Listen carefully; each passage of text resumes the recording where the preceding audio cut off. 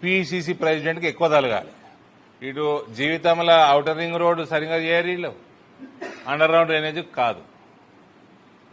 మళ్ళీ ఈయన పొంకనాలు అదేదో వేటు న్యూసా అందులో పోయి కూర్చున్నాడు. కూర్చుంటే కుర్చెత్తే ఉంటాడు ఈయన. అందులో పోయి మాటలు మాత్రం పొంకనాలు ఏం కొడుతున్నాడు.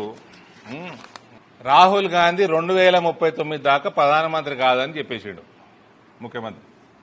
2039 దాకా ప్రధానమంత్రి కాడు రాహుల్ గాంధీ అని ఆయన ఒప్పేసుకున్నాడు. 2034 దాకాట ఈయన ముఖ్యమంత్రి ఉంటాడట.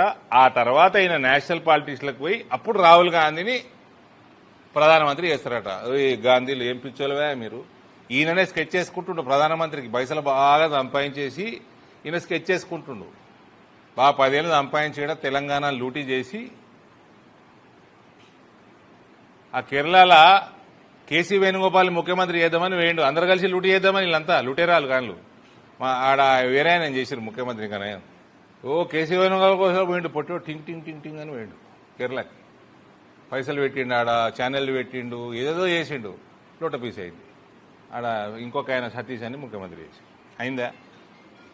ఒకటి 2039 దాకా రాహుల్ గాంధీ అనేటోడు ముఖ్యమంత్రి కాడంటే రేవంత్ 10 సంవత్సరాలు ఇంకా భారతీయ జనతా పార్టీ ప్రభుత్వం ఉంటుంది కేంద్రంలో 2039 దాకా అని ఒప్పుకోవడం జరిగింది.